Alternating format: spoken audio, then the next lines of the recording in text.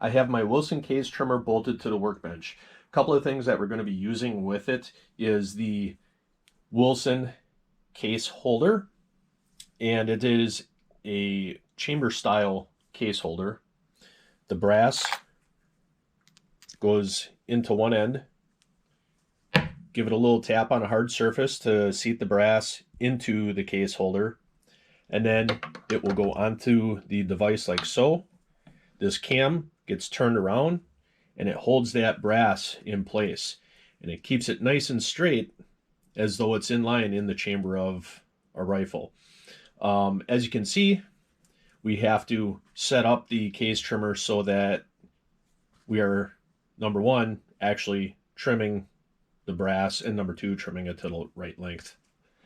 So to do that, there's two different Allen wrenches that come with this. There's a larger one and a smaller one, and those will be used to do your major adjustment here and your minor adjustment right there. Okay, so for right now, you need to loosen both of them.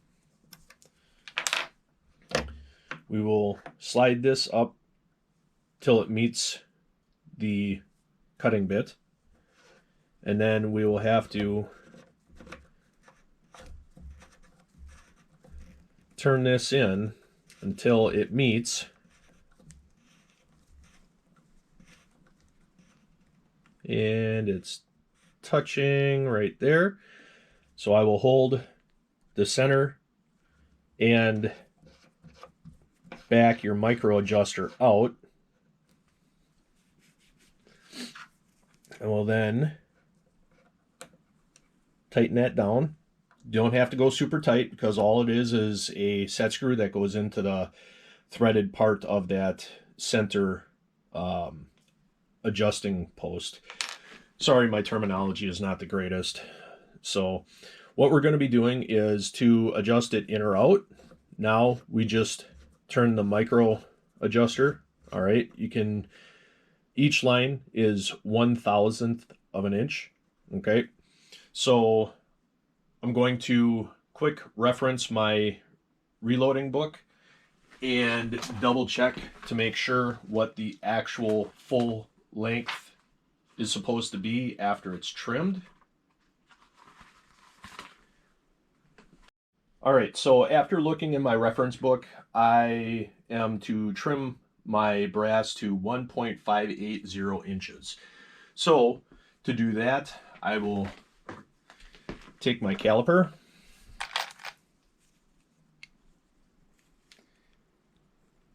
and I am at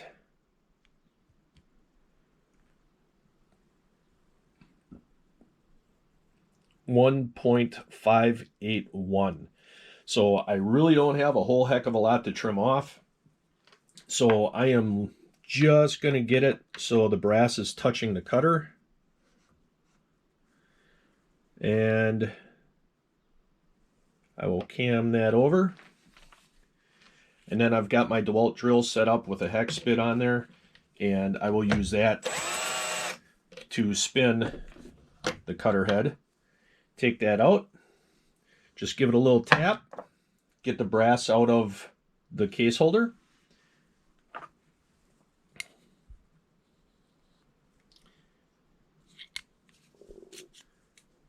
And I am still a little long by about 2/1000ths on this piece of brass. So I will turn this 2/1000ths, put it back in the case holder, give it a little wrap, trim it again.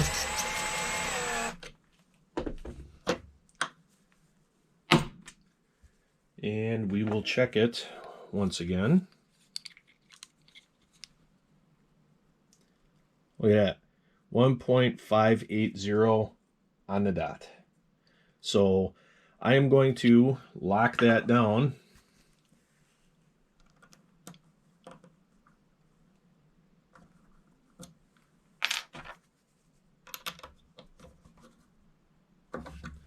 And that is it. Now it doesn't turn, everything is locked into place, and we can go ahead and start trimming some brass.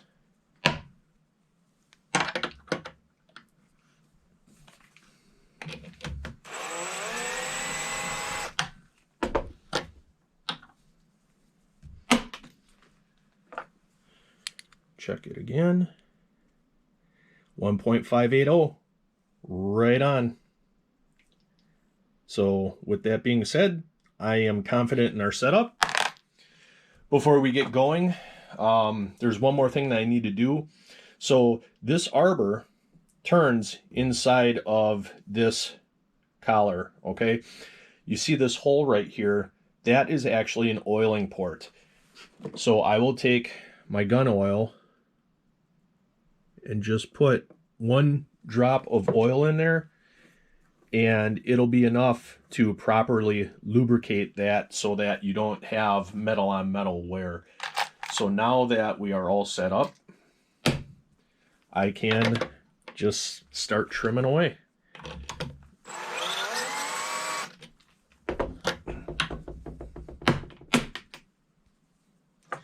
And just to make sure, one final check, 1.580 inches on the dot.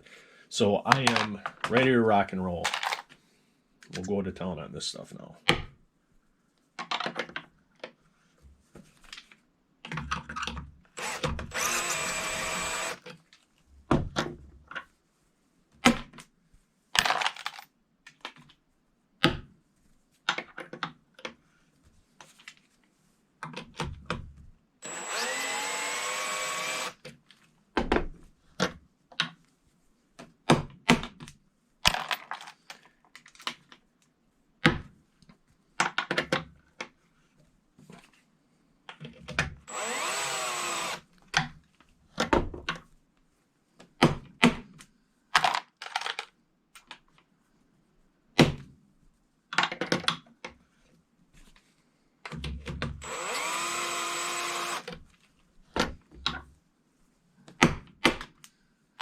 Now, one thing that I do in regards to this process is I have just a little piece of plastic here that I use to do all the tapping on, because otherwise if you tap on the wooden workbench, you're going to create dings and dents and all kinds of different stuff to the surface of your bench.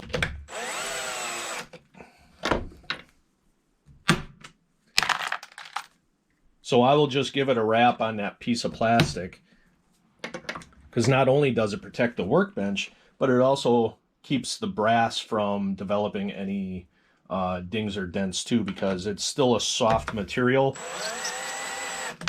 and it's not like you're doing it on another piece of metal or anything like that, and it just keeps the integrity of your brass up.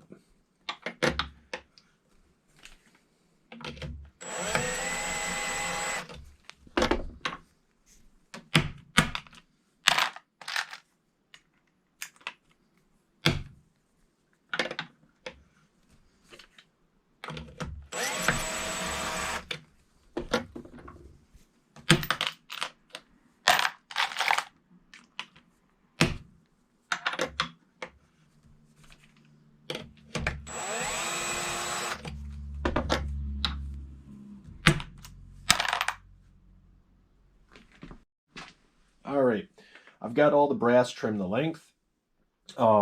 Even after I checked it, double checked it, and triple checked it, you know, like every 10, 15 pieces of brass, I would still grab my calipers and make sure that the measurements are all the same. Because it would be a shame if you get through them all and find out that something gradually started to shift as you were going through the process. So everything is the same and consistent the whole way through. As you can see, you've got a lot of brass shaving around. So what I'm going to do is first I'm going to vacuum everything up that I can, and then I'm going to clean the case holder, and I will also clean the cutter arbor itself, just to make sure that there's no debris in there and that it's all clean and ready to be put away until the next use.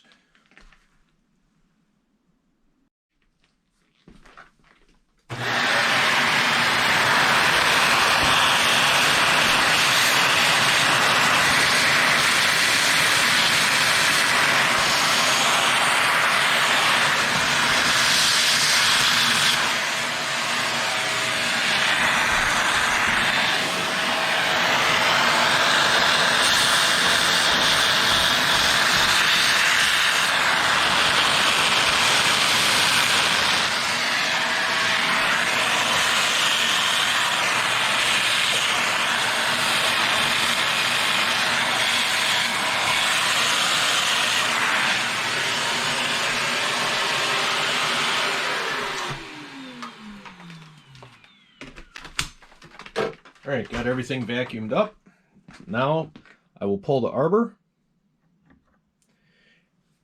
As you can see, it's actually still pretty gosh darn clean. But to clean the arbor, all I'm going to do is take a piece of paper towel, wipe off the lubricating oil that is on there.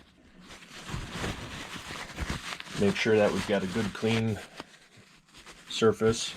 And then I will also take and just wipe out around the cutting teeth. Get anything off there that I can. So now I will take my bore brush and I will just run that in there as best I can to get out as much as the residue. And I will put the arbor back in. I will put in 1 new drop of oil. And I will just spin this around, move it in and out a few times. And that's it. And this is ready to be taken down and put away until the next time I need it.